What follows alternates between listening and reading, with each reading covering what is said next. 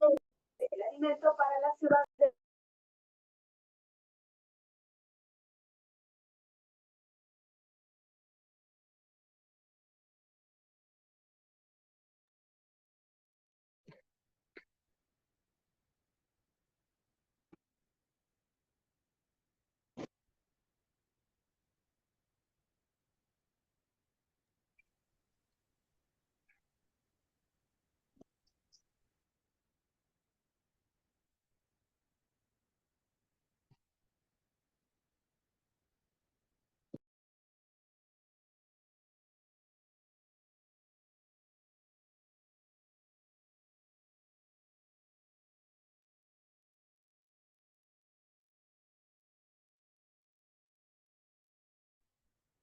Muy bien, estimados colegas, tengan todos ustedes muy buenas noches. Vamos a dar inicio a nuestra clase del día de hoy con relación a lo que viene a ser la afiliación. Como bien ustedes saben, la semana pasada habíamos visto todo lo que viene a ser el divorcio vía notarial, ¿no?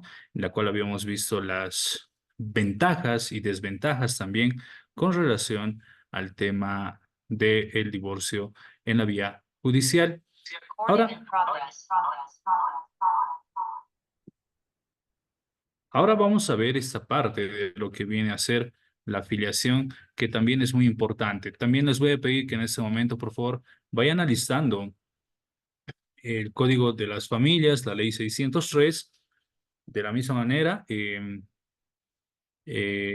nuestra Constitución Política del Estado. ¿Ya?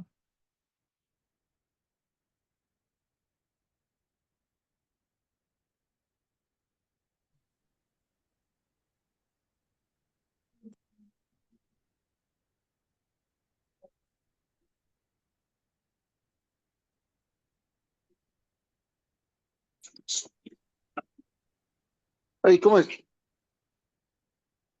Ok,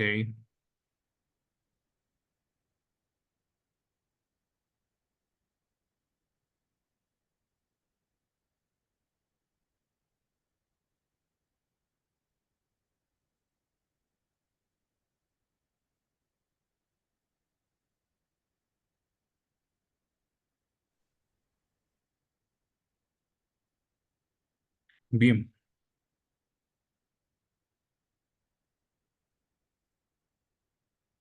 ¿Qué es la afiliación? Justamente en la Ley 603, que es una ley obviamente de Bolivia, sobre la afiliación nos dice y nos habla específicamente en el artículo número 12 y también en el artículo número 17, en los cuales también se habla sobre este tema en el artículo 24.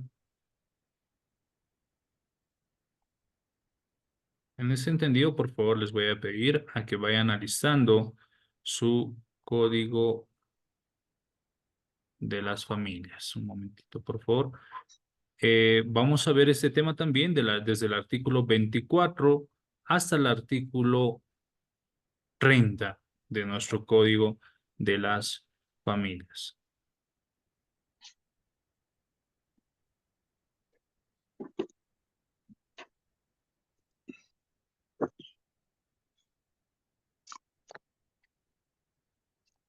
Bien, estos artículos forman parte de todo lo que es el bloque que nos habla sobre el derecho de las familias en nuestra legislación nacional boliviana y tratan sobre las normas y procedimientos relacionados específicamente con el tema de la afiliación, que es el vínculo jurídico entre los padres que han engendrado un niño, niña, y los hijos, ¿no? Tenemos un vínculo, una relación entre padres e hijos.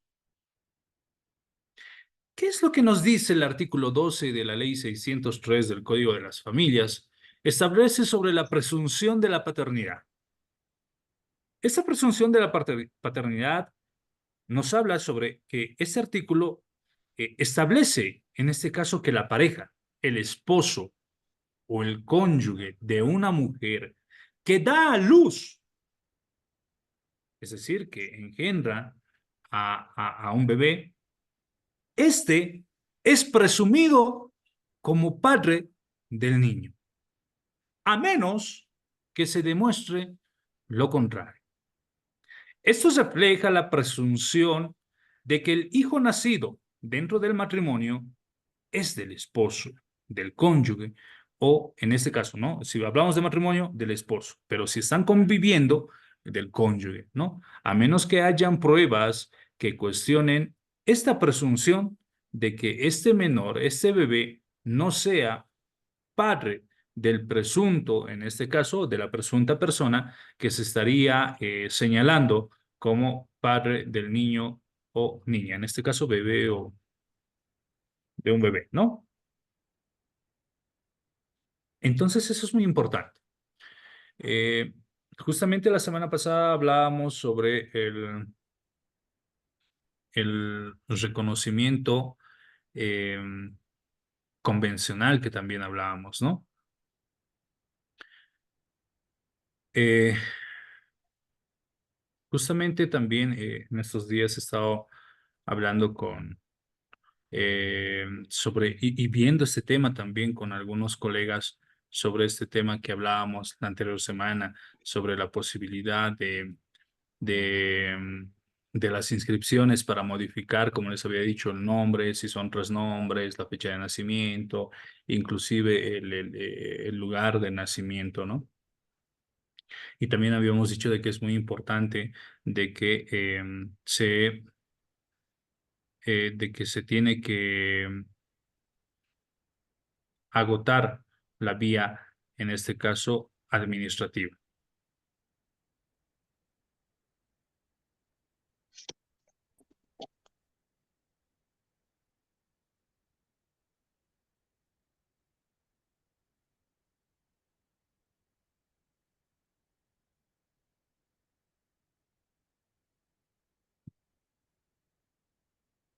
¿Qué nos dice el artículo 13 sobre la prueba de paternidad?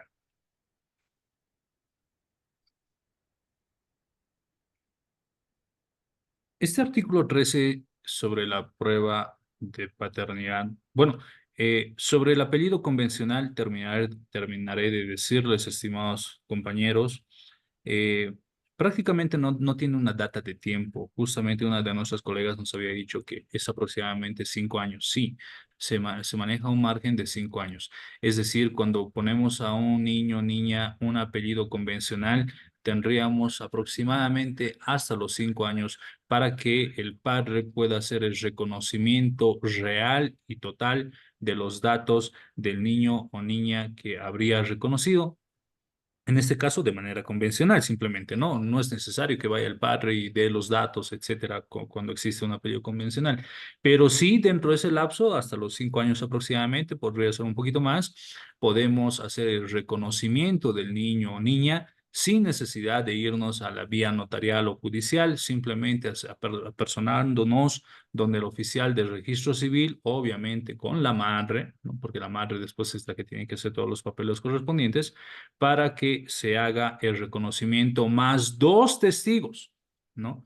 Entonces tenemos que tener dos testigos más la presencia de la mamá para que ese apellido convencional que se ha puesto al menor de edad pueda ya ser modificado y se pueda tener ya el apellido correspondiente de la persona que ha hecho el reconocimiento.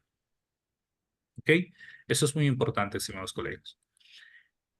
¿Qué nos, qué nos dice el artículo 13 de nuestra normativa sobre la prueba de paternidad?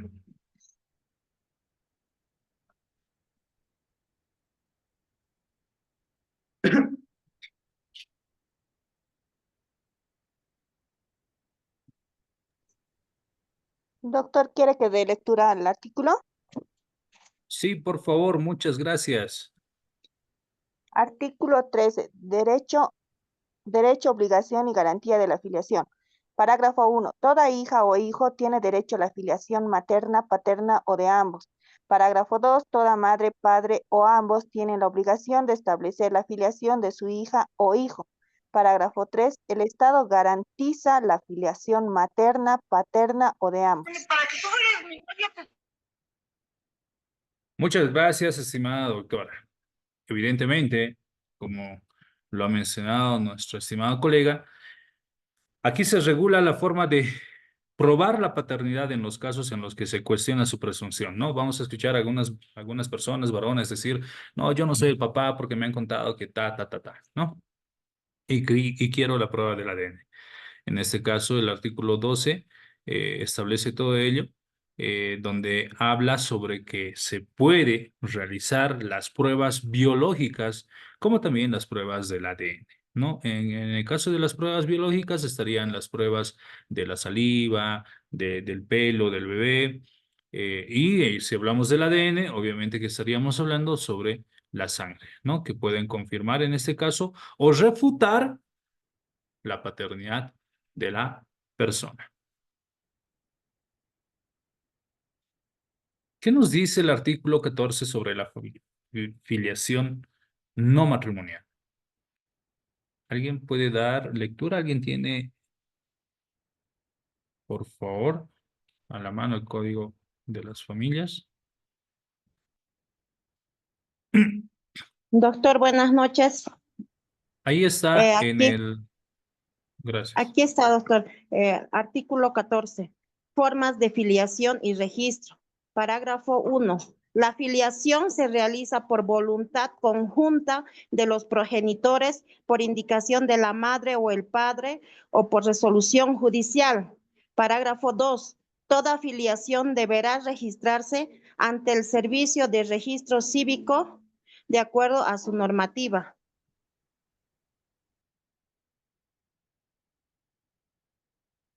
Muchas gracias. El artículo 14 nuevamente nos establece el artículo que trata sobre los hijos nacidos fuera del matrimonio. Esto establece que estos hijos tienen los mismos derechos que los nacidos dentro del matrimonio, es decir, dentro de las personas que han contraído nupcias, y que esta filiación debe ser establecida mediante un reconocimiento voluntario por parte del padre o la madre, que es justamente eh, lo que yo les mencionaba, cuando hacemos el reconocimiento de una persona, en este caso de un niño, perdón, de manera convencional, es decir, de manera momentánea. El artículo 15 nos habla sobre el reconocimiento de paternidad y dentro de este artículo nos dice que prácticamente se regula mediante el cual un padre puede reconocer a un hijo nacido fuera del matrimonio, un padre fuera del matrimonio. Este reconocimiento puede ser formalizado ante un juez o un notario y tiene efectos legales similares a los de la filiación dentro del matrimonio.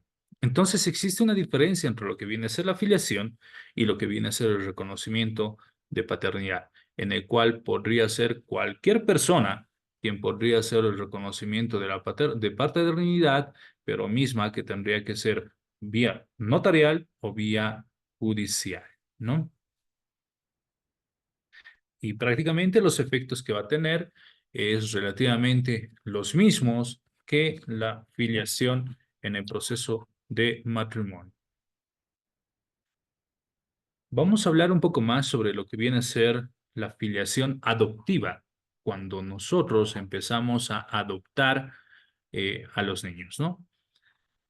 Vamos a ver que acá se regula prácticamente la filiación y la misma que está establecida a través de este punto que hemos mencionado, que es la adopción. Y vamos a decir de que los hijos adoptivos tienen los mismos derechos que los hijos biológicos.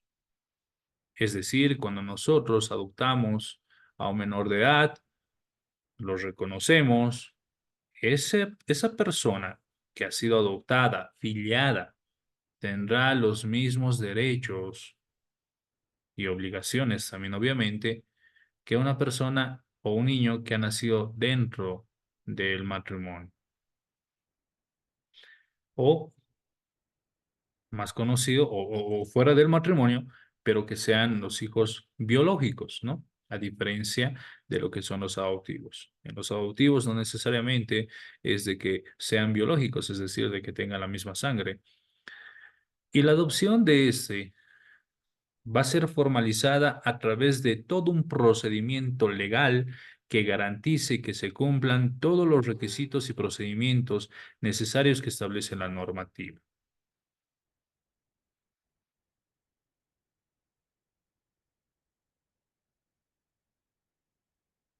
¿Alguien nos puede comentar si tiene alguna experiencia sobre algún proceso de adopción que haya realizado? Obviamente que se realiza ante la gobernación.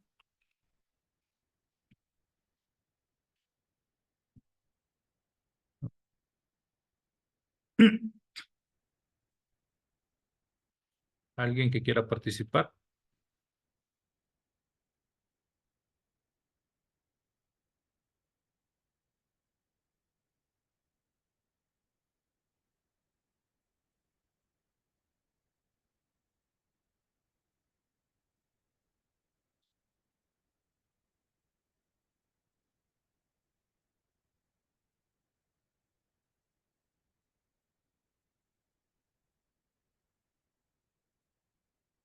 Sí. Prácticamente este tipo de procedimientos lo realizan los CDGs y los CDGs pertenecen obviamente a los gobiernos departamentales, ¿no? Eh, y prácticamente la misión de estos CDGs va a ser la de poder restituir los derechos de los niños, de las niñas, de los jóvenes, porque no se olviden que también los jóvenes pueden ser sujetos a adopción, ¿no? Como también las personas que presentan algún grado de discapacidad, que también pueden ser adoptadas, brindándoles, en este caso, la atención integral mediante los profesionales que existen, en este caso, en las oficinas de CDGs, con los equipos multidisciplinarios que tienen. ¿A qué nos referimos con equipos multidisciplinarios? Ellos cuentan con psicólogos, con trabajadores sociales, con médicos, y que van evaluando constantemente el proceso de enseñanza-aprendizaje, el proceso de evolución de la crianza prácticamente de los niños que están esperando poder ser adoptadas.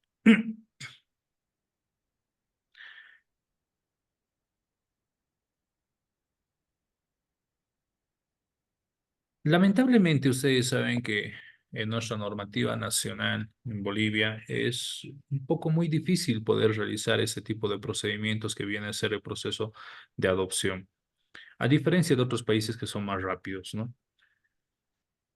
Para que pueda existir prácticamente una adopción, deben pasar una serie de pasos. Entre ellos, tiene que, por ejemplo, existir la extinción de una autoridad legal. ¿A qué nos referimos con esto? De que el primer paso mediante un informe que se tiene que realizar, en este caso en las defensorías, es prácticamente se debe certificar que los menores que existen en esa institución no tienen parientes de familia natural, es decir, esta extinción de la autoridad legal familiar la van a certificar las personas del CDGs con un informe en el cual emitan y digan, este niño o niña de nombre tal XXX no tiene ningún parentesco familiar natural con ninguna persona, ¿no? O también que los padres estén impedidos de poder hacerse cargo de estos menores de edad, ¿no? Padres que estén, por ejemplo, en situación de calle, que se dediquen al alcoholismo, a la bebida, a la drogadicción, entre otros, que hayan desaparecido, que estén metidos en temas de 1008, por ejemplo, ¿no? Que estén en problemas legales de ese tipo de índole, en el cual no tengan que necesariamente estar en el país, sino en otros países escapando, etcétera. Por lo tanto, podemos decir de que se tiene que pasar por todo un conjunto de programas que van a velar el refugio, la validez de los derechos, en este caso, de los niños y de las niñas, que puedan ser sujetos a poder ser adoptados. ¿Qué pasaría en el caso de que la situación del niño y de la niña, por ejemplo, no sea clara, simplemente sea transitoria, que está en el lugar y demás? Eso significa, por ejemplo, que estas personas no estarían siendo habilitadas para poder ser adoptivas. En cambio, las personas, niños, niñas que no tienen padres, que sus papás están en situación de calle, etcétera, que los han dejado, sí son personas que se pueden considerar que estarían habilitados para poder ser, ah, en este caso, adoptados. ¿Cuál es la fijación judicial que vamos a tener en esto? Estos menores, al carecer de una identidad conocida de manera anterior, se les va a asignar de manera convencional un nombre, un apellido, porque puede ser de que tengamos a bebés que los hayan abandonado, no sabemos su nombre completo, no sabemos sus apellidos y de repente están en oficinas de CDGs creciendo y existe un momento en el que tienen que tener para continuar con su vida académica, es decir, de los estudios, tener apellidos, tener nombres y en este caso los nombres y el apellido que se les pone hasta antes de que tenga el carnet de identidad, prácticamente son convencionales, es decir, son momentáneos, ¿no? También en CDGs va a haber un curso de preparación de padres, porque se tiene que evaluar a todas las personas que van a decidir poder ser candidatos a adoptar a niños y a niñas. Es decir, no cualquier persona, no cualquier padre puede ser candidato para poder adoptar a un niño. Tiene que surtir y tiene que tener ciertas atribuciones y características. Entre ellos CDGs va con los distintos profesionales que manejan, van a poder dar distintos cursos y charlas de formación de padres. ¿Cuál es el objetivo? Es prácticamente preparar a los postulantes que van a ser padres adoptivos en temas diversos para que puedan enfrentar este proceso de adopción del menor, ¿no? Ya sea en los aspectos psicológicos, en los aspectos emocionales y en el comportamiento. No es posible que un psicópata pueda ser candidato a poder adoptar a un niño. O personas que tienen el criterio disfuncional, personas que inclusive, ¿no? Diríamos que han contraído matrimonio con el mismo sexo y que deciden adoptar a un niño o a una niña. Y bueno, ustedes saben de que si bien es cierto de que los padres pueden inculcar ciertos conocimientos en los niños, también es cierto de que ese niño, mientras no tenga, ¿no? Eh, la conciencia desarrollada para decidir el sexo que va a asumir, más allá de que sea varón, por ejemplo, supongamos que vive con travestis y demás y lo han adoptado, ese menor de edad obviamente que tiene todos los derechos a poder asumir su propia, en este caso, eh, de manera física, ¿no? De manera física, su propio, perdón,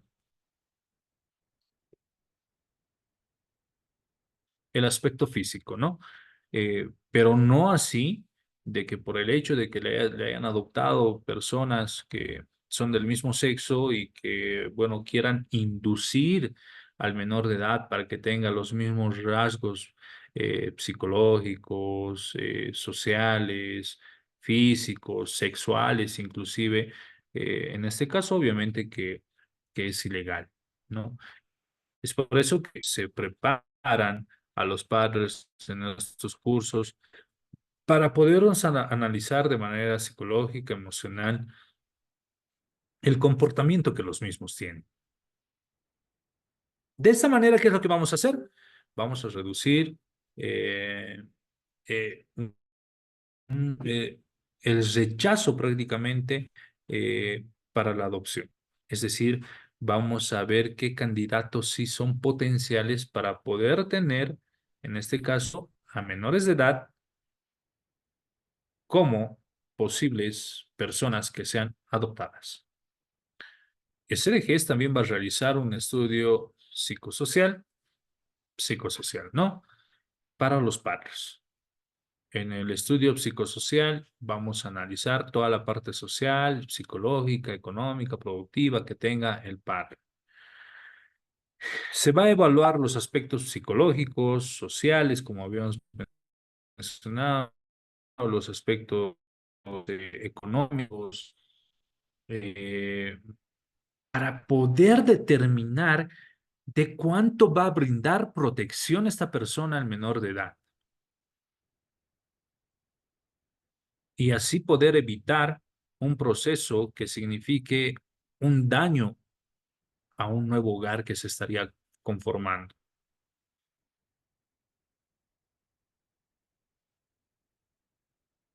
Es por eso que es un poquito complicado poder tener a niños, niñas que podamos adoptar en Bolivia, toda vez de que los mismos, a través de los distintos profesionales que tienen CDGs, hacen distintas evaluaciones, incluso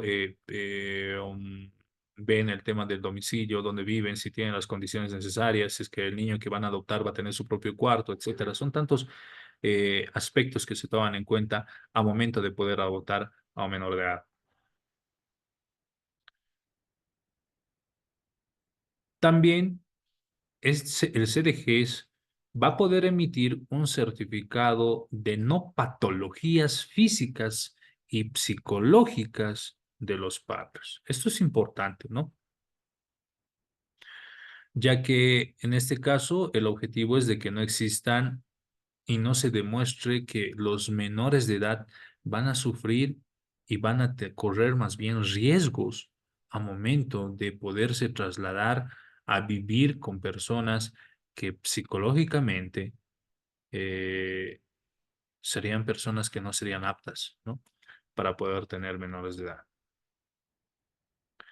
Cosa de que los nuevos padres puedan brindarles toda la confianza a los menores de edad, ese es el objetivo de poder realizar estas certificaciones no patológicas, eh, brindar esa confianza al menor de edad, ese amor, ese cariño que prácticamente no ha podido tener por distintos temas de la vida, ya sea porque los padres hayan fallecido en un accidente de tránsito o porque simplemente los hayan abandonado desde muy niños.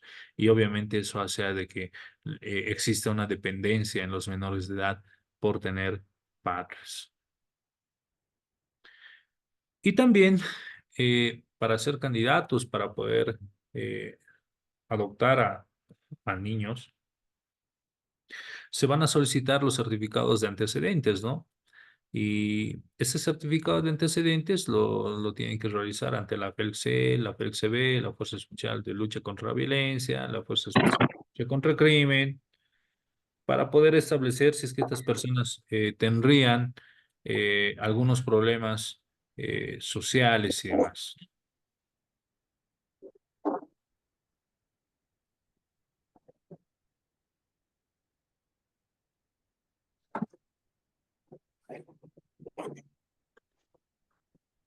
Hay un micrófono que está prendido. Apaguen sus micrófonos, por favor. Bien. Acá nos hacemos una pregunta y decimos, entonces, ¿cuándo un menor puede ser adoptado?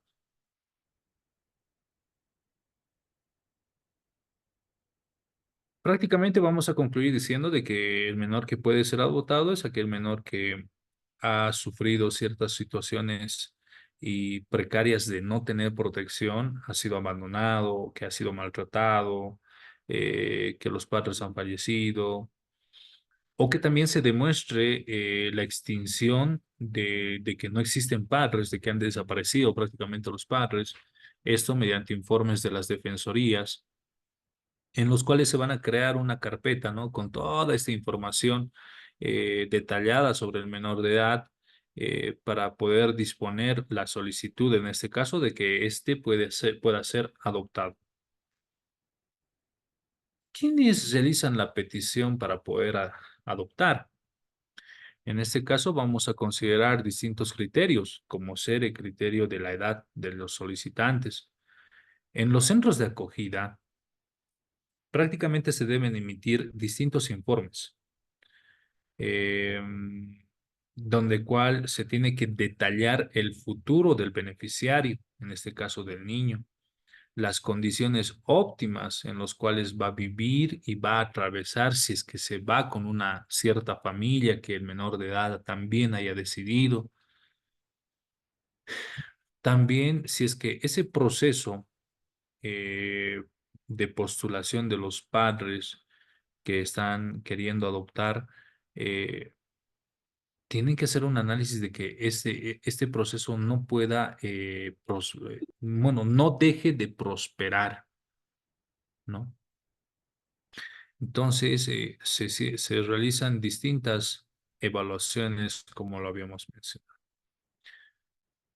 En conclusión, por lo tanto, ciertos niños, niñas, adolescentes van a tener una vida libre para poder ser adoptados conforme a la última normativa que tenemos, porque anteriormente era mucho más rígida la posibilidad de poder tener niños, niñas a favor nuestro en calidad de adoptados. Y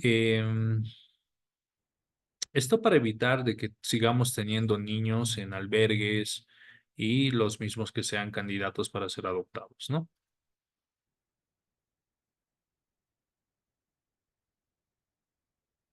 Ahora, ¿qué es lo que pasa con algunos menores de edad que sufren cierto grado de discapacidad? Que lamentablemente vamos a ver que muchos padres que desean adoptar no van a tener esa intención de poderlos adoptar a los mismos. Y en este caso, al igual que cualquier menor, este menor, si es que llega a ser adoptado, tiene todos los mismos derechos para pertenecer a un núcleo familiar. Y es por eso que aquellos papás y mamás que decidan adoptar a estos niños, tienen que saber que estos niños tienen los mismos derechos naturales y los mismos derechos que establece la normativa vigente, ¿no? ¿Cuál va a ser la ventaja tal vez de poder adoptar a un menor de edad que tenga cierto grado de discapacidad a momento de poderlos reconocer como padre? De que vamos a tener tal vez, bueno, no es lo correcto, pero en sí, una de las ventajas que, bueno, no es lo correcto que adoptemos a niños con discapacidad solamente para poder tener una estabilidad laboral, porque esa es la ventaja. Por el grado de discapacidad que el niño tenga, la persona que está trabajando, obviamente que ya va a tener inamovilidad laboral, porque no se olviden que el interés superior en nuestra normativa son los derechos de los niños. También podemos decir de que los beneficios de la discapacidad en otros países, por ejemplo, eh, como en España y demás, eh, los niños que tienen cierto grado de discapacidad tienen ciertos beneficios y ventajas y bonos que te emiten los distintos países, ¿no? Para que los mismos puedan continuar con su formación, su educación, con las terapias psicológicas, con las terapias físicas, etcétera. Eh, si es un grado de discapacidad física, obviamente que irán eh, a los centros médicos, a los centros de rehabilitación para poder mejorar su aspecto físico, entre otros.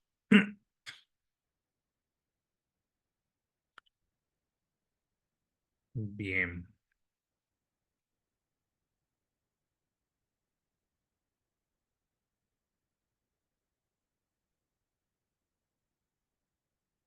Entonces decimos que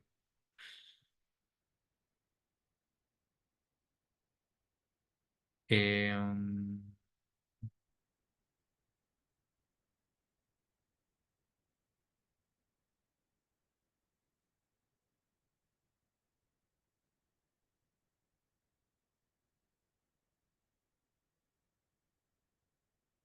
bueno, ya habíamos dicho que los derechos del hijo adoptivo prácticamente va a ser específica también a los derechos de los hijos adoptivos que pueden ser iguales a los de los hijos biológicos. Muy importante lo que establece el artículo 24 al 30, que de manera muy resumida lo vamos a manifestar, de que estos artículos suelen tratar prácticamente sobre la ampliación y los detalles adicionales que sobre la filiación y el parentesco. Esto incluyendo como cuestionantes como la determinación de la filiación en casos que son muy complejos, ¿no? La presunción del parentesco y la manera en que se deben gestionar las pruebas en distintos sobres de filiación, son donde se presentan estas pruebas, ¿no? Aquí se pueden abordar distintos detalles específicos sobre cómo es que se debe manejar la filiación en situaciones legales concretas, como por ejemplo la prueba del parentesco, o en caso de herencias, o en caso de disputas, que son donde generalmente saltan este tipo de aspectos legales. Ahora vamos a hablar sobre la negación de la maternidad. Existen también, y esto está en el artículo 18 de la Ley 603, y que nos dice sobre la interpretación de la misma.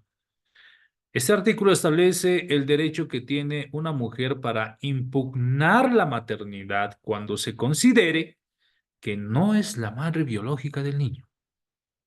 En general, la mujer puede solicitar la negación de maternidad cuando el niño no haya sido inscrito todavía su nombre, o por error que se haya inscrito, o debido a una situación que la misma haya sido engañada, ¿no?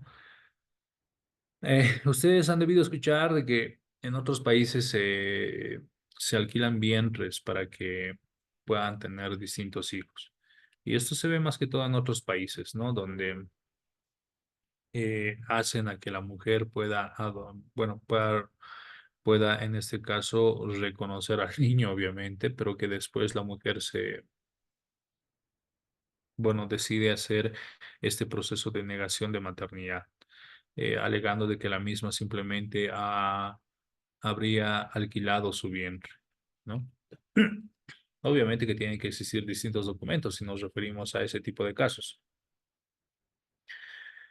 ¿Cuál es el procedimiento para impugnar este tipo de acciones? Ahí está en nuestras diapositivas, ustedes pueden observar, están los plazos, está el procedimiento para impugnar y los efectos de impugnación. Entonces decimos de que el procedimiento para impugnar, en este caso, eso es que la mujer debe presentar una demanda judicial para deshacer este vínculo de maternidad que se ha establecido. Esto requiere que se realice una prueba convincente, y generalmente este tipo de pruebas convincentes son las periciales, es decir, tendrían que ser las médicas o las biológicas para demostrar que no es la madre biológica del niño o de la niña. ¿Cuáles son estos plazos para poder hacer una impugnación? La ley puede establecer plazos dentro de los cuales la mujer puede presentar la impugnación. Esto es importante para evitar que se hagan reclamos después de un largo periodo de tiempo que podría perjudicar, en este caso, al niño o la niña, ¿no? Ya que tenga el niño 15 o 17 años, un jovencito, y que de repente aparezca la mujer después de haberse acostumbrado con este menor de edad y que le diga de que ella no es la madre, obviamente de que va a causar un grave dolor eh, en la persona. ¿Cuáles van a llegar a ser los efectos si es que la madre logra impugnar?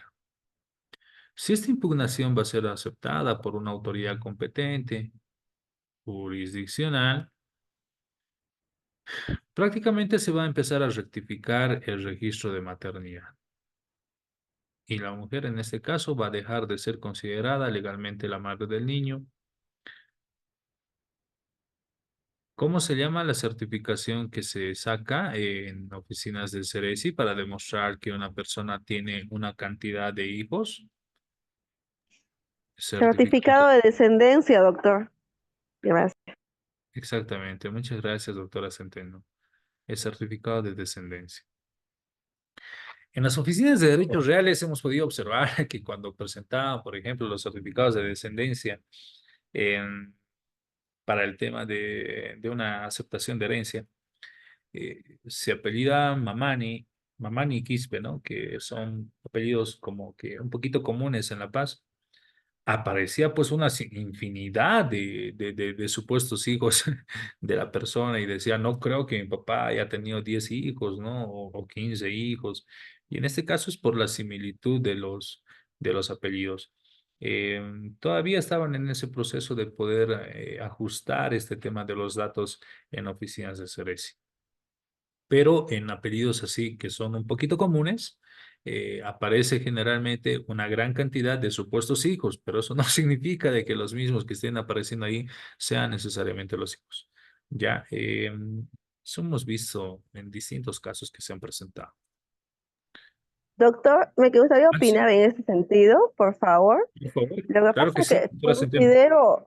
considero que el CBC todavía es irresponsable en cuanto a a proporcionar información sin hacer la verificación adecuada.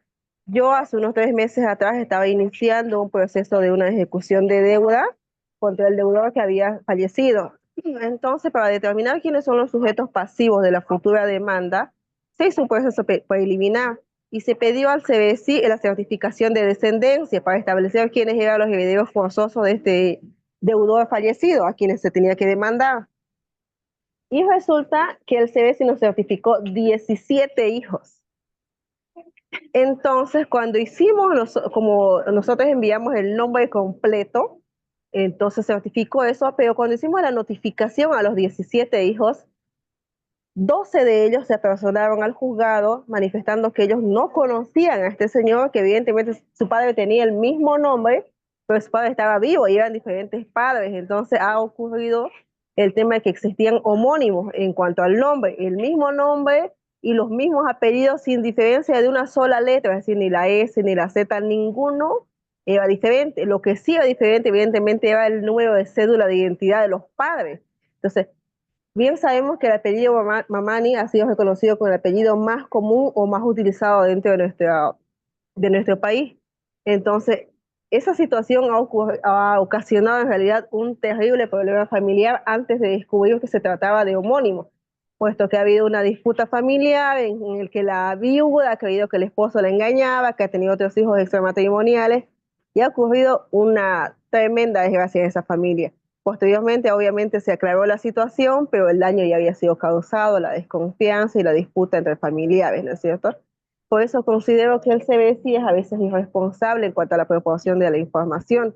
Y además debemos especificar también que cuando se emite un certificado de descendencia, muchas veces no salen todos los hijos que están ahí.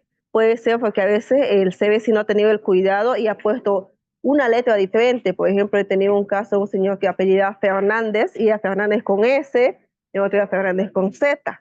Entonces, ha ocurrido que cuando sacamos el certificado de descendencia, habían 2 de los hijos que no estaban considerados en ese certificado. Y hemos tenido que hacer todavía la rectificación del apellido para que posteriormente puedan ingresar a él y puedan ser sujetos con derecho a heredar, ¿no? Eso sería mi aporte, doctor. Muchas gracias. Toda la razón y toda la verdad, estimada doctora, toda vez de que no solamente ahora nos estamos dando cuenta que hemos tenido esa observación en oficinas de derechos reales, sino también en estos otros procesos que podemos ir realizando, ¿no? Y lamentablemente, obviamente, que causa un total perjuicio a las oficinas de Ceresi al brindar cierta información de ciertos posibles hijos que haya tenido en este caso la persona, que inclusive puede generar un problema familiar que los mismos incluso no se dan cuenta, ¿no? No se dan cuenta. Tal vez alguien más que quiera participar. Gracias, doctora Centeno.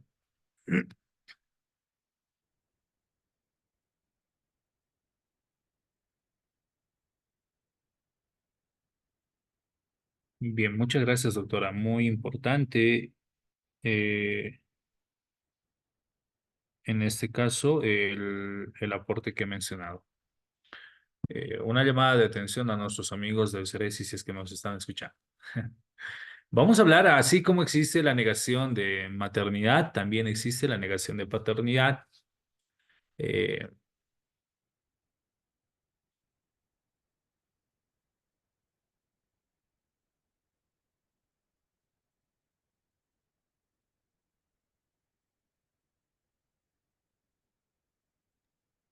Doctor, quería y, opinar una cosita más con respecto al tema que ya pasamos, así, para no dejarlo pasar así, en cuanto a por la favor. negación de paternidad o al apellido convencional que es sugerido o exclamado por las mamás. Como sabemos, nuestra legislación permite que la madre señale quién es el padre de su hijo, aun si esta persona no acude voluntariamente a firmar el acta de certificado de nacimiento.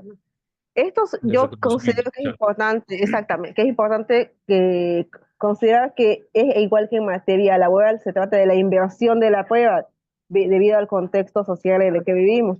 Porque si bien es cierto que existe esta inversión de la prueba, se le carga al hombre la exclusiva responsabilidad de demostrar la no paternidad del hijo que se le asigna como si fuese suyo. Y esto ha ocurrido un sinnúmero de problemas legales que he visto que incluso ahora está siendo defendido por estas famosas casas del hombre que se han creado en Santa Cruz y en otros departamentos de nuestro país. No solamente está siendo representado en el hecho de violencia contra la mujer, sino también en estos casos en los que después de hacer un proceso de negación de paternidad se ha podido establecer que estos hombres no son los padres biológicos de estos niños y había cuenta que ha pasado un año o dos que ellos han sido obligados a pasar asistencia familiar e incluso al no haberlas pasado, algunos de ellos han sido víctimas, han sido detenidos en las cárceles por 6 meses para pasar esta asistencia familiar.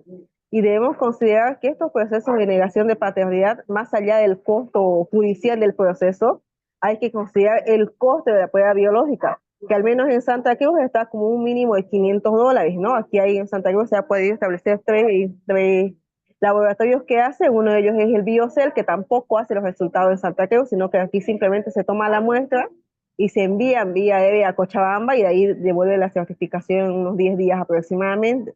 Pero tiene un costo, son $500 que para algunos puede que sea nada, pero para otros hombres que trabajan o viven del suelo básico puede que sea todo, puede representar como 2 meses de salario básico.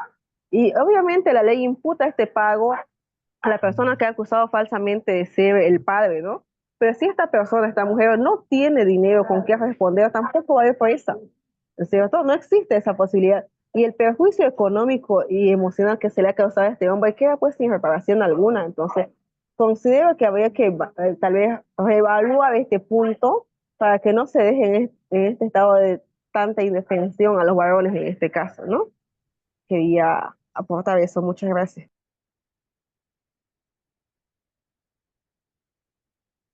Muchas gracias, doctora. Y evidentemente es cierto, ¿no? Eh, hacen a que lamentablemente se incurra en este tipo de problemas legales en los cuales prácticamente se los mata en vida, como habíamos mencionado en nuestras primeras clases, Álvaro, justamente por la mala aplicación de la normativa. Existen todavía vacíos jurídicos en los cuales por querer, no en todos los casos, por querer mejorar la situación familiar del niño o niña, lo que hacemos es perjudicar también la vida de otras personas y en este caso como el del varón, ¿no?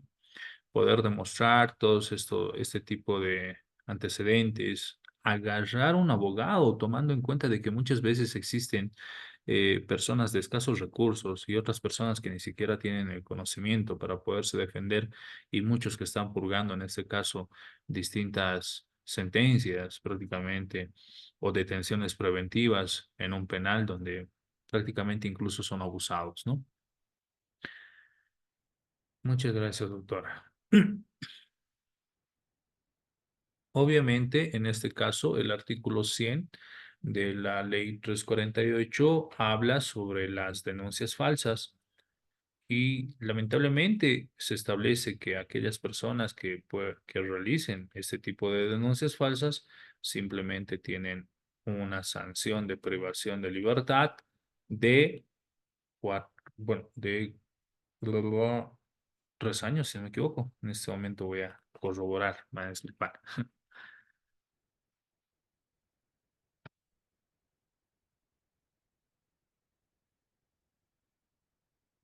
Si no me equivoco, es de 3 a 4 años, pero no pasa más, ¿no? Y ahí viene el problema, ¿no? Entonces, muchos dicen que, bueno, en realidad, si no me equivoco, es 3.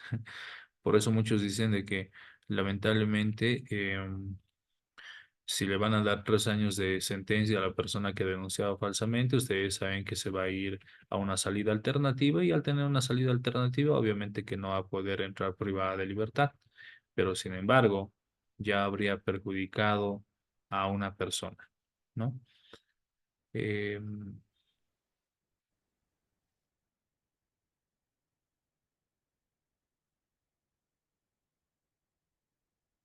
También el artículo 166 de nuestro Código Penal actualizado a la 1173 nos habla sobre la acusación y las denuncias falsas, haciendo un pequeño break en en lo que comentaba nuestra colega, la doctora Centeno.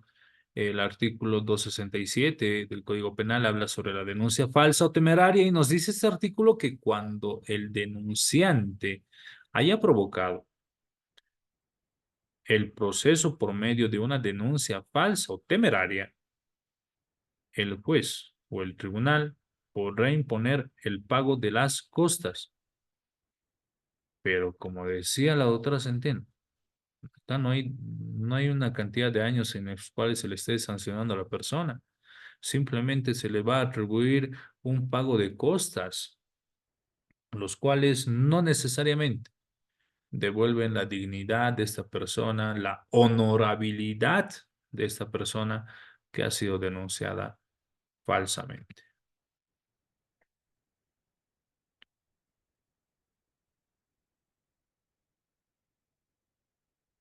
Muchas gracias, doctora. Vámonos con...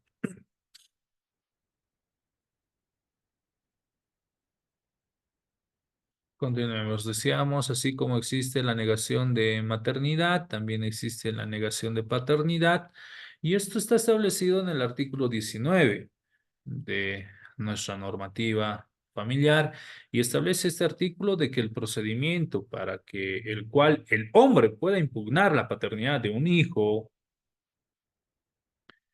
que ha sido registrado su nombre sin su consentimiento, es decir, que se establece en este caso en el derecho el nombre a demostrar que no es el padre biológico del niño, tendrá que proceder de la siguiente manera.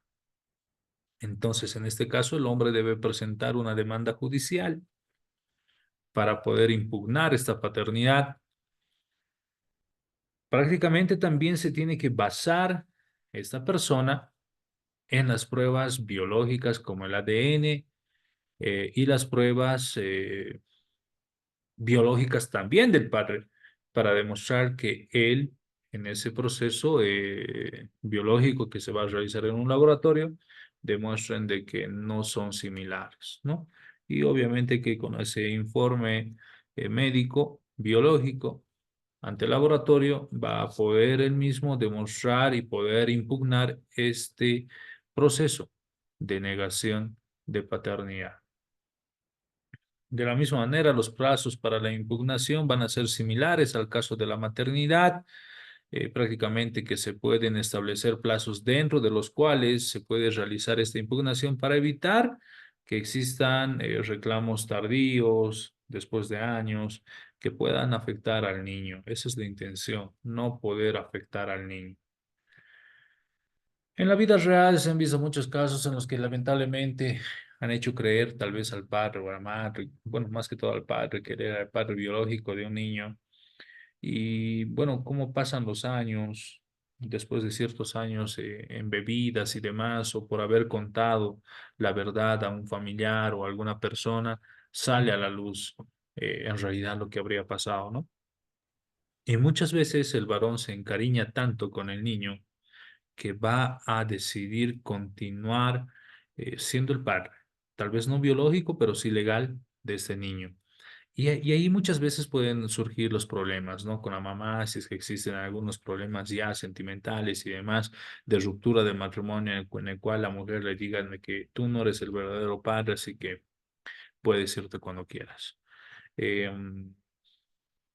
Muchos también no deciden poder realizar un proceso legal y otros sí deciden también al conocimiento de que han sido engañados, eh, poder iniciar procesos legales. ¿Cuáles van a ser estos efectos de la impugnación? El aceptar la impugnación es poder eliminar este vínculo de paternidad que se ha registrado en oficinas de Ceresi. Y en este caso, el hombre deja de tener, obviamente, todas las obligaciones y los derechos legales que eran relacionados con la paternidad, como por ejemplo lo que mencionaba nuestra doctora Centeno, la asistencia familiar, entre otros aspectos legales que también tenga esta persona. Como consideraciones o protección de lo que se quiere es el interés superior, que es el interés del niño, niña, adolescente. En todo este proceso de impugnación, ya sea de la madre o del padre, el interés superior del niño debe ser la prioridad. Esto significa que aunque se resuelva, ¿no?, todo este proceso o la cuestionante de la filiación, el bienestar y los derechos de los niños deben ser protegidos por el Estado y deben ser protegidos también por los padres naturales.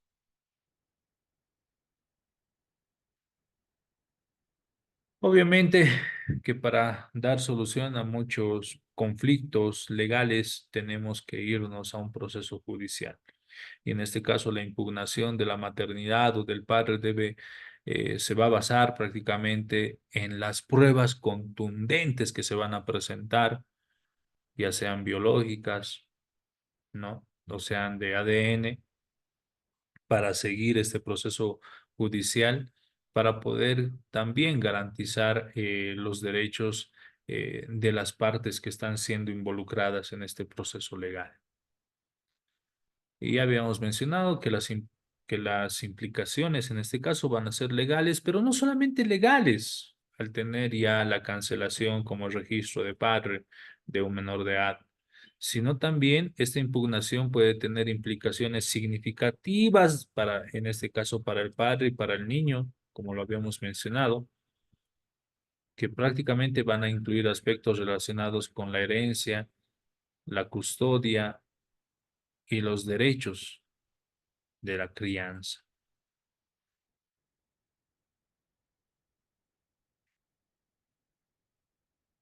¿Y a qué decimos que también va a tener efectos sociales? ¿Alguien quiere participar? ¿Algún colega? ¿Por qué decimos que también van a tener una implicación o un efecto social?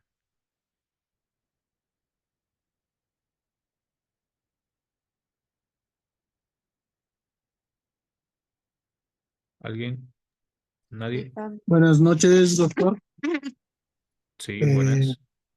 Juan Carlos Flores, objetos de registro. Implicación social puede tener una Gracias. connotación social. Por ejemplo, lamentablemente cuando se da este tema cuando hay negación de paternidad, etcétera, no solo queda afectada a veces la imagen, ¿no?, del padre ante la familia, sino también ante la sociedad, porque a veces ya se van prejuzgando, ¿no? Y muchas veces yo creo los colegas cuando han tenido experiencia en llevar algún proceso, ya sea de negación de paternidad, de impugnación a la filiación, siempre queda, ¿no? O sea, marca y llega inclusive a trascender a la familia y a la desconfianza, ¿no?, que se da en la familia y lamentablemente siempre va a ser tildado, ¿no? Esto y además también el efecto social que va a causar después de que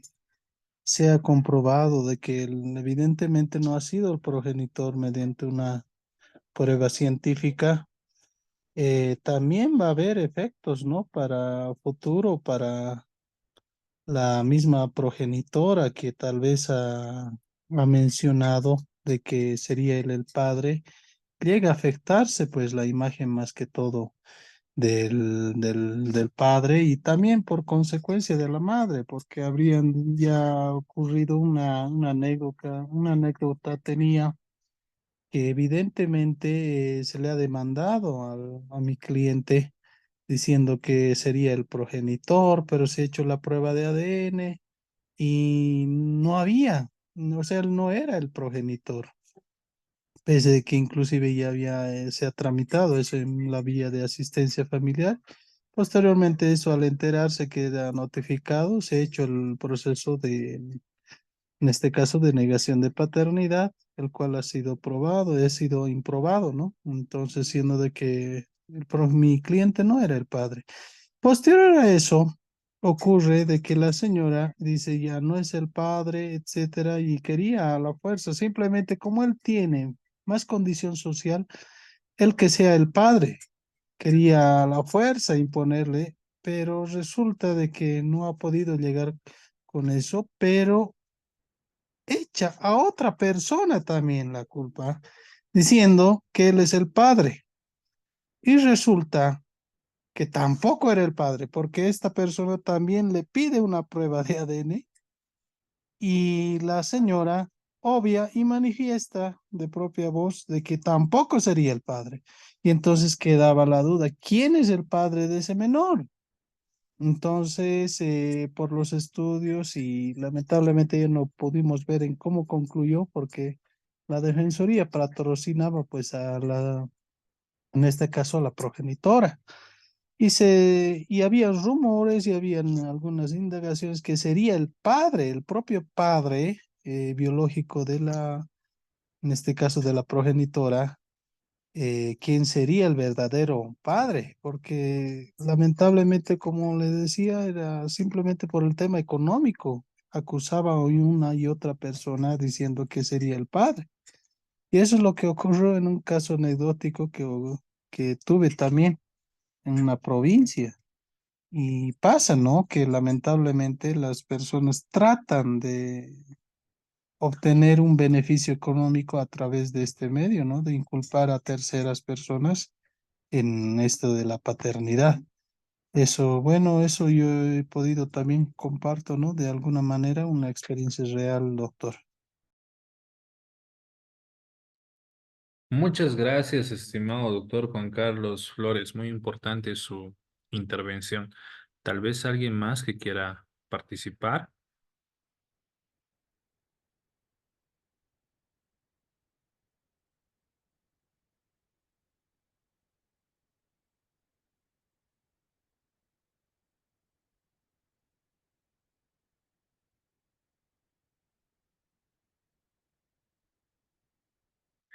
Bien. Muchas gracias, doctor, nuevamente. Obviamente que el problema va a repercutir también, no solo en lo legal, sino también en la parte social. Imaginemos que estamos hablando de un diputado, senador que es muy conocido, que está a punto de ser ministro, a punto de ser candidato a presidente, vicepresidente, y que le den ese golpe bajo en el cual le digan, bueno, tú eres machito para estar en esto y lo otro, en hacer vida política, pero no eres bueno para realmente conocer a tu familia, y en este caso tú nunca has sido el padre de ese niño, niña, etcétera, en los cuales la repercusión social puede ser muy grande, ¿no? Eh, Alguien me mencionaba en los anteriores días, cuando me comentaban la vida personal de ciertas personas, cuando me decían que yo le he enseñado a hacer esto, lo otro, le he apoyado para que esté en la universidad, para que tenga ciertos conocimientos en ciertas áreas, para que sea prácticamente autónoma económicamente, etcétera, un sinfín de cosas. Y decían, wow, aquí está pasando lo que en su momento ha pasado. ¿Y qué ha pasado? Me hace recuerdo a Carlos Palén, que decía, ¿no? Una persona que ha confiado constantemente. Bueno, no tiene nada que ver con el tema de niños, pero viene con el tema del engaño, si vale el término, ¿no? En el cual la repercusión es ya más social, en el cual inclusive les hacen dudar a las personas de que podrían ser los verdaderos padres de los niños o de las niñas o de los hijos que tengan. y obviamente ese es un conflicto social muy grande, ¿no? Como en el caso de el compadre Carlos Palenque, que no tiene nada que ver con el tema de los niños, porque, bueno, nunca hizo él la prueba del ADN, pero que la repercusión prácticamente era social y era grande, ¿no? En el cual decían, asesina, que se muera la Mónica, y empezaban a exclamar y ver la pérdida de un gran líder social, ¿no? Bien, en resumen podemos decir de que habíamos hablado sobre el artículo 18, en este caso el artículo 19 también de nuestra ley 603. eh,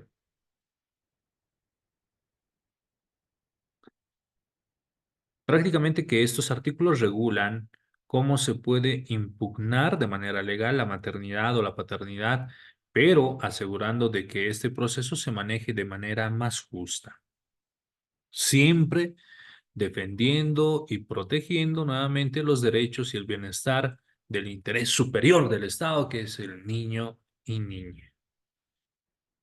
En los artículos que hemos mencionado hace un momento, que tiene mucho que ver con la ley 603 con relación a la afiliación, también vamos a ver en el artículo 12 hasta el artículo 17, em, también en el artículo 24 al 30. Estos artículos forman parte de todo lo que es el Código de las Familias y tratan sobre las normas y los procedimientos que están relacionados con todo lo que viene a ser la afiliación y lo que es el vínculo jurídico entre los padres y los hijos.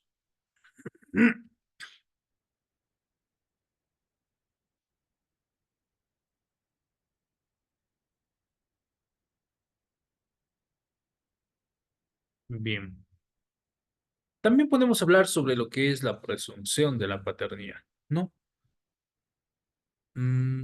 Sobre esto vamos a decir de que se establece de que el esposo de una mujer que da a luz se presume prácticamente que es el padre del niño o de la niña, a menos de que se demuestre lo contrario, como habíamos mencionado. Esto va a reflejar prácticamente la presunción de que este hijo que ha nacido dentro del matrimonio es del esposo, a menos de que existan pruebas que cuestionen de que no es el padre, como habíamos mencionado.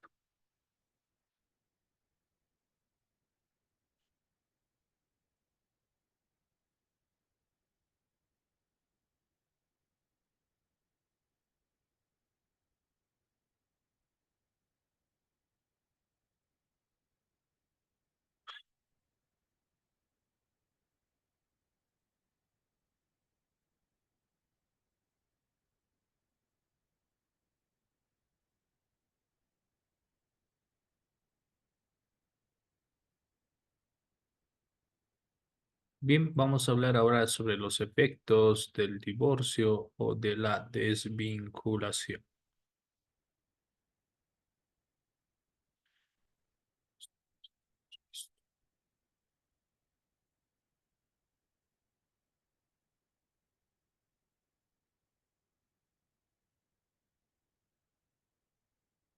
Prácticamente, luego tenemos un pequeño break para poder responder algunas pequeñas interrogantes y preguntas que tenemos y que les vamos a dar a conocer.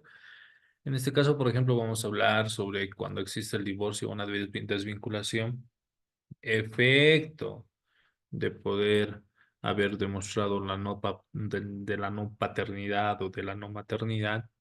En este caso, la inscripción va a ser ante el CERESI y obviamente también se puede realizar un proceso de asistencia familiar dependiendo si es que no nos vamos por esas vías. Y vamos a recordar un poquito esta parte. Dice, si uno de los cónyuges no tiene medios suficientes por estar en una situación de salud grave o muy grave, la autoridad judicial le fijará una asistencia familiar, y prácticamente ya lo habíamos visto la semana pasada, la presente diapositiva, solamente lo estamos recordando.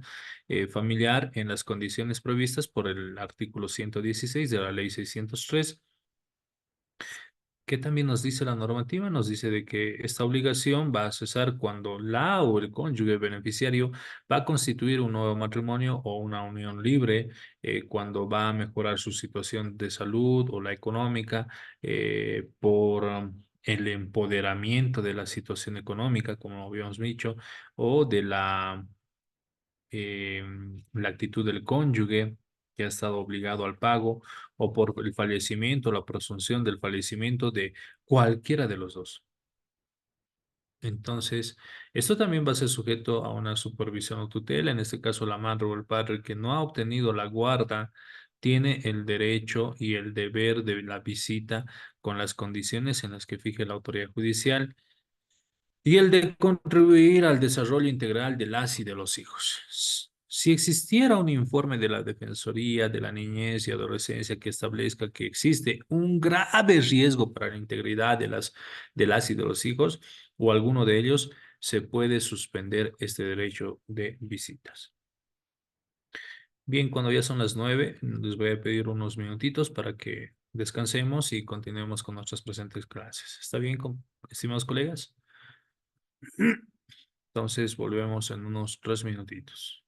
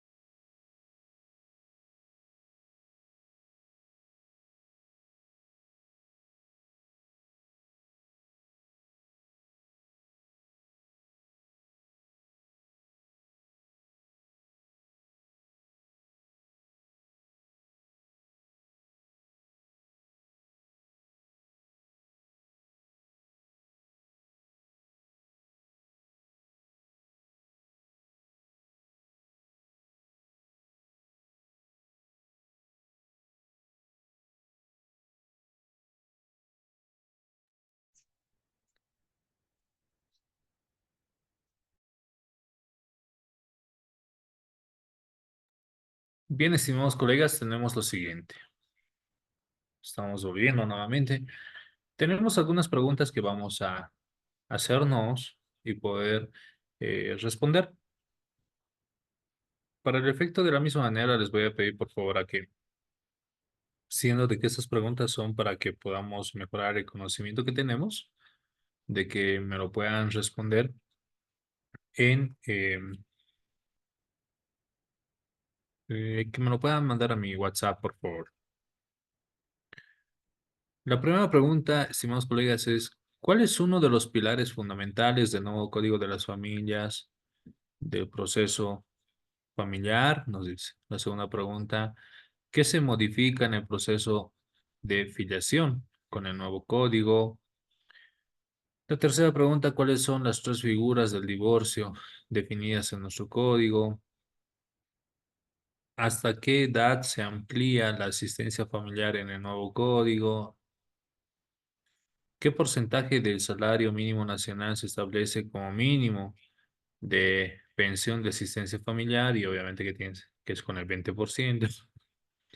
¿Qué consecuencias puede enfrentar un progenitor por el incumplimiento de la asistencia familiar? Por favor, respondamos estas preguntas y me lo mandan al WhatsApp.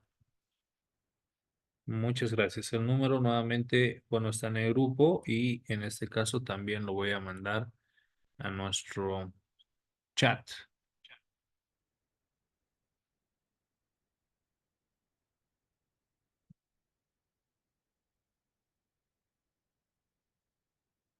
Ok, ya está en los grupos. Por favor, entonces esperamos unos minutitos para que tengamos las respuestas. Gracias.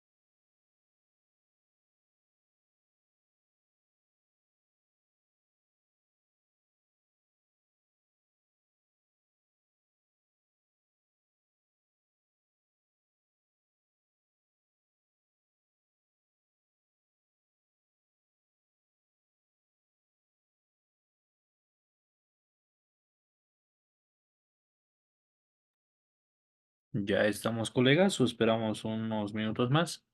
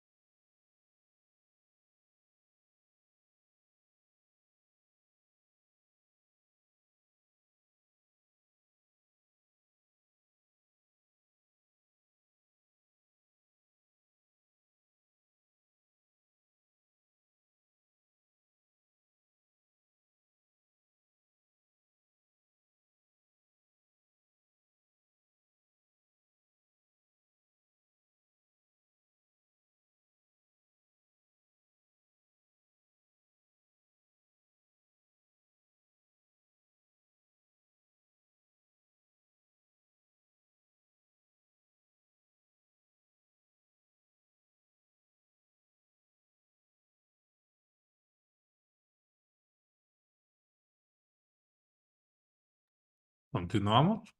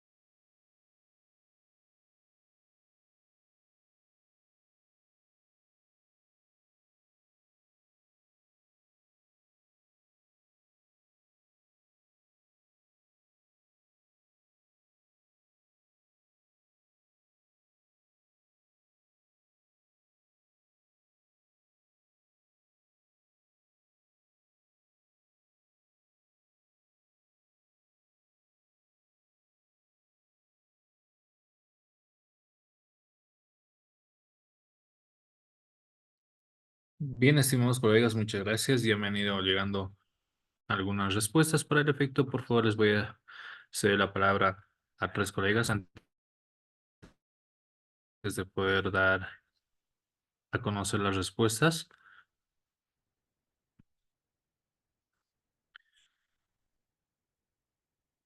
En alguna de las preguntas, no es necesario que respondamos todas, ¿ya?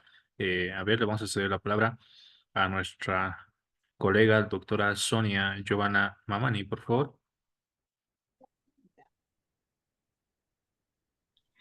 Doctor, buenas noches. Respondiendo a la pregunta número 1, el pilar fundamental es la protección, ¿no? A las familias, doctor. Muchas gracias. El doctor José Alfredo Herrera, por favor.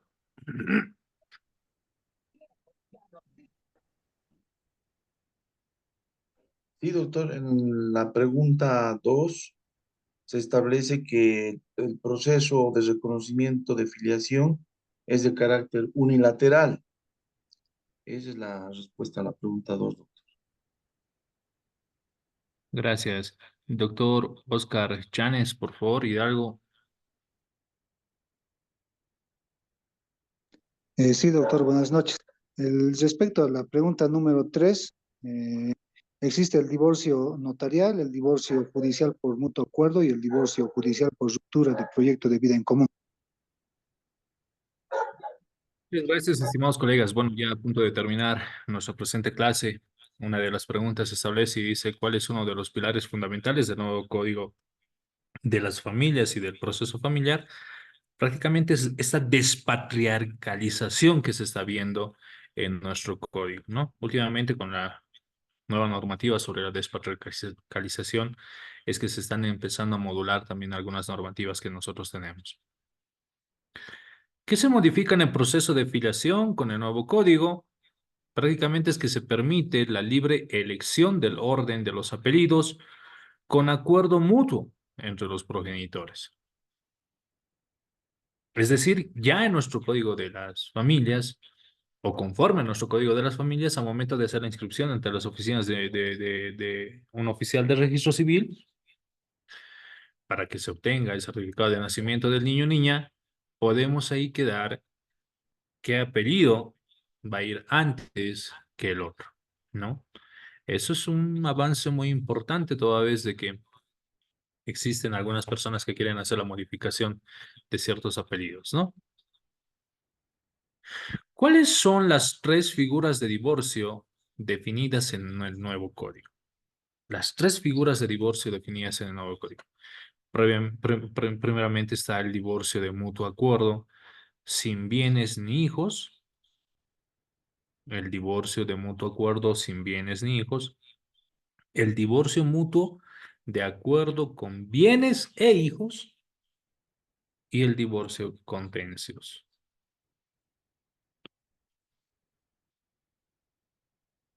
Esto ya lo habíamos respondido y decía, ¿hasta qué edad se amplía la asistencia familiar en nuestro código? En nuestro nuevo código, ustedes saben que es hasta los 18 años, pero es extensible hasta los 25 años, siempre y cuando, habíamos mencionado, demostremos que esta persona, este joven, está todavía en un proceso de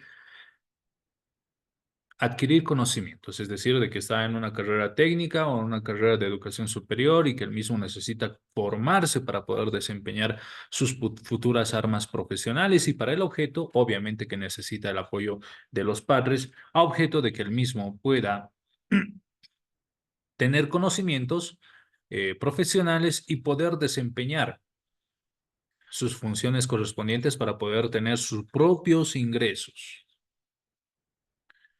Esta interrupción de la asistencia familiar hasta los 25 años se va a dar siempre y cuando, obviamente, no se demuestre o se demuestre de que este joven prácticamente no estaría siendo satisfactorio en las notas, por un lado, y por otro lado, demostrando de que el mismo ya habría abandonado sus estudios superiores.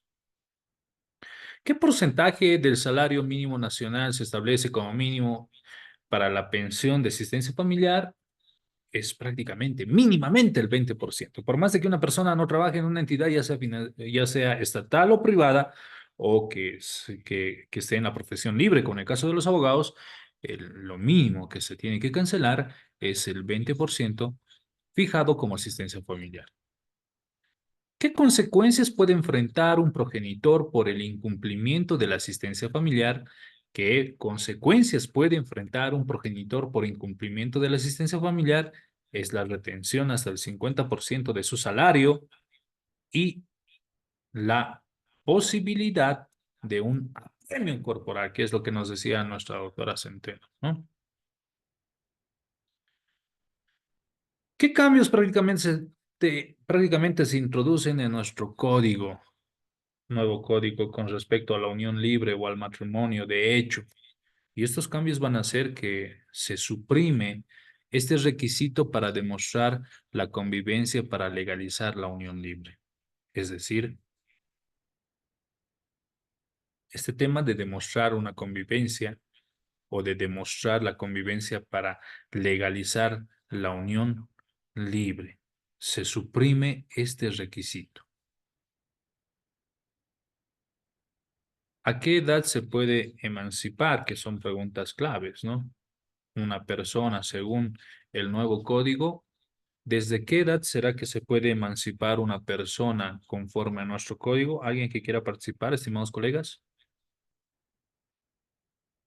Doctor, Sí, estimado doctor, ¿su nombre? una figura muy fundamental, pero muchas veces no es utilizado, es a partir de los 16 años, doctor. Evidentemente ya se puede efectuar la emancipación, muchas veces con la finalidad de no incurrir generalmente en estos procesos de consentimiento de una relación sentimental. Puede haber una pareja de 19 años y la muchacha que tenga 17 años puede emanciparse y no incurrir en una figura ya propiamente dicha o de estupro, y mediante la emancipación también puede ya, ¿no?, adquirir las obligaciones como si fuera mayor de edad. Gracias, doctor. Haciendo un pequeño break, me llamó mucho la atención esto del estupro. Ustedes saben que Evo Morales en este momento está siendo sindicado por un presunto delito de estupro y por ello, obviamente estamos viendo de que existen grandes movilizaciones. He estado yo este fin de semana en Cochabamba y terrible, terrible. No había paso para nada. Y los vuelos, obviamente, toditos, toditos copados. En este tema del estupro, ¿será que es justificable que la persona a la que le estén denunciando por estupro en su momento haya tenido 16 años y hayan contraído obviamente relaciones sexuales. Es un ejemplo, ¿no? No estamos diciendo que era o tenía o no tenía los 16 años. Al emanciparse, estaríamos subsumiendo la conducta antijurídica, esa conducta antijurídica. Es decir, si la chica se emancipa a los 16 años, ya podría tener relaciones con una persona que es mayor de edad y no habría ningún delito penal. ¿Qué me dicen, estimados colegas? ¿Cuál es su criterio al respecto?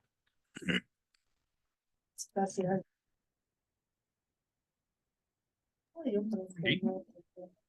Doctor, me gustaría dar mi opinión. En realidad, se debe Por favor. establecer que no, porque la emancipación es para determinados actos o acciones o derechos que debe ejercer, más no un justificativo para que se cometan este tipo de delitos. Es decir, además tenemos que tomar una diferencia, ¿no es cierto? Que para el estupro igual debe considerarse ciertos años de diferencia entre ambas personas. Pero estaríamos hablando en este hipotético caso, no puede existir una ambivalencia, no puede existir siquiera considerar un grado de madurez de entre una menor de 15 o 16 años contra una persona de 50 años en adelante. Entonces, parece que no aplicaría en este caso. Gracias. Doctor, buenas noches. Gracias, doctora Centeno. Sí, doctorita. Justamente yo estoy también de acuerdo con la doctora Centeno. Asimismo, también se presentan valoraciones sobre el menor de edad, ¿no? Cuando se hace la apertura de un proceso de un menor de edad, siempre va a existir las valoraciones psicológicas, ¿no? Asimismo, van a existir los informes de los peritos y demás que van a intervenir dentro del proceso.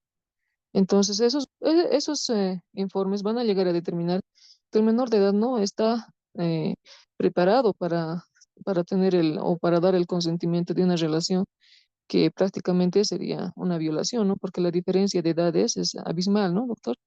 Estaríamos hablando de una persona que está superando la edad, ¿no? Y de un menor de edad. Hay una diferencia abismal. Simplemente de eso, doctor. Muchas gracias por su participación, estimadas doctoras. Tal vez alguna última participación, estimados doctores. Y doctor, yo quisiera Evidentemente, participar, por favor.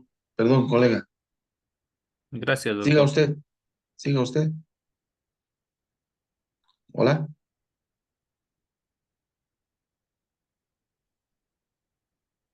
Sí, doctor Alfredo, luego el Sí, colega doctor. que también Bueno, intervenga. la diferencia de la emancipación es un proceso judicial que se tiene que solicitar a una autoridad, en este caso al juez, y el juez mediante una resolución a través de la fundamentación de informes, el juez y previa autorización de los padres, eh, dictará una resolución, ¿no? Es lo que establece la ley, para que pueda realizar determinados actos como el matrimonio, ejercer una profesión, un oficio y que económicamente sea viable que el menor pueda ya tener una independencia, una autonomía económica. Es los requisitos de la emancipación, doctor.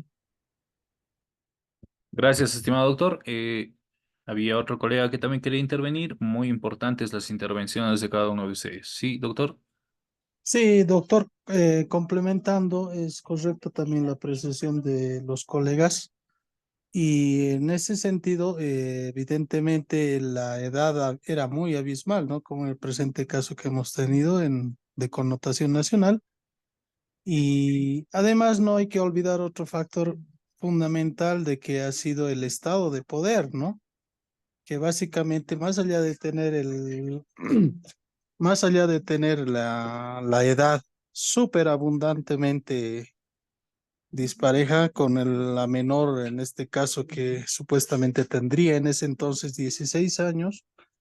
Uno, el mismo hecho de tener la autoridad y tener el mando del poder judicial, etcétera, ha evitado, ¿no? Tal vez en su momento sí han pretendido denunciar, pero lamentablemente el de tener todo el poder político ha hecho que tal vez las víctimas no se resistan o no presenten ninguna denuncia y simplemente hayan dejado pasar esta situación, ¿no? Ese factor inclusive agravaría mucho más al delito, ¿no? Porque la menor, uno, hay que establecer de que no tenía el grado, ¿no?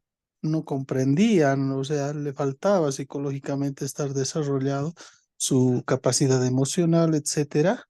En ese sentido es de que hay que establecer también, ¿no? Ese es un factor, yo creo que habría que tomar en cuenta, porque no solo ha sido pues una persona de una edad abismal, y a veces así, con a manera de comentario decía, ¿no? Una menor de 16 años no llegaría a sentir ningún afecto, ninguna emoción afectiva al ver a una persona que es de bastante edad, porque no le parecería atractivo siquiera ese hecho.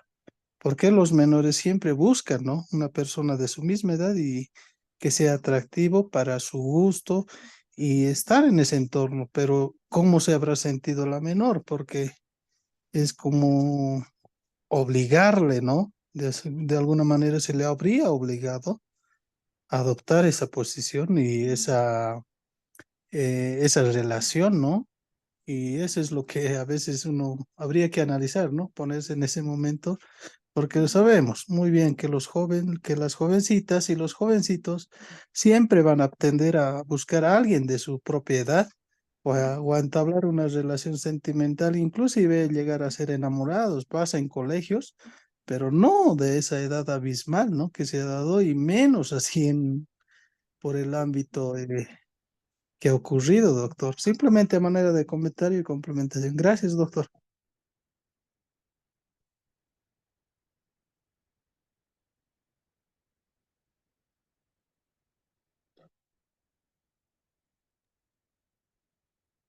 Bien, muy importantes los comentarios de cada uno de ustedes, estimados colegas.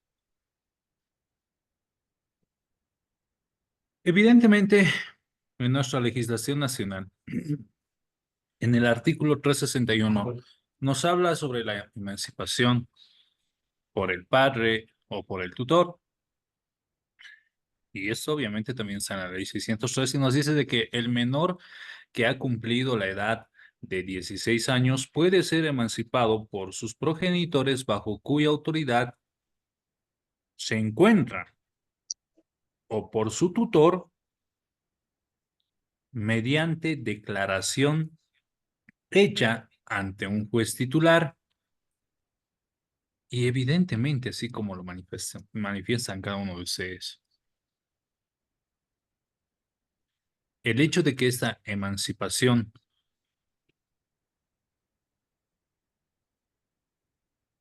por sus progenitores, bajo cuya autoridad se encuentra por un tutor, no se olviden que siguen existiendo los tutores mediante una declaración que debe ser realizada por un juez tutelar. Hasta ahí nos damos cuenta que la normativa también es clara, al cual la misma establece.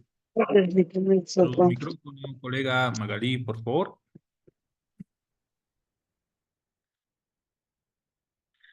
Hasta ahí podemos establecer que la misma normativa sigue siendo protectora ante esa persona que, si bien es cierto, se ha emancipado a los 16 años, pero todavía no obtiene la calidad de persona mayor de edad. ¿Para qué? Para que podamos considerar de que esa persona es lúcida y de que tiene todos los derechos constitucionales para poder realizar de su vida lo que ella considere que es lo correcto.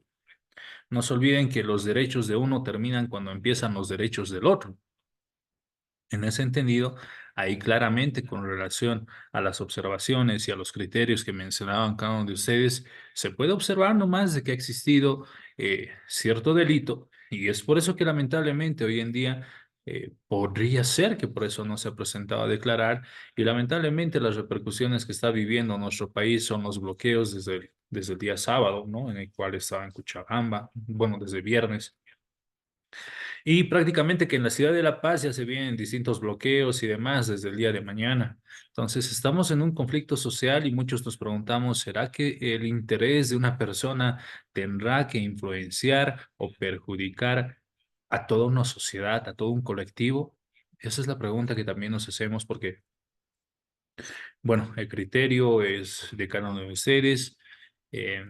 si bien es cierto que estamos en una etapa de investigación ante los presuntos hechos que se le está vinculando, en este caso al expresidente, bueno, la verdad histórica de los hechos tendrá que salir en su momento. Estimados colegas, ha sido un gusto poder compartir con cada uno de ustedes la presente clase y bueno, pues conmigo nos despedimos esperando de que tengan un buen sueño reparador y nos vemos la siguiente clase. Un gusto, muy buenas noches. Muy bien. Hasta luego, Gracias. doctor. Buenas noches, Hasta doctor. luego. Buenas noches. Gracias, luego, buenas profesor. noches, doctor. Buenas noches, colega.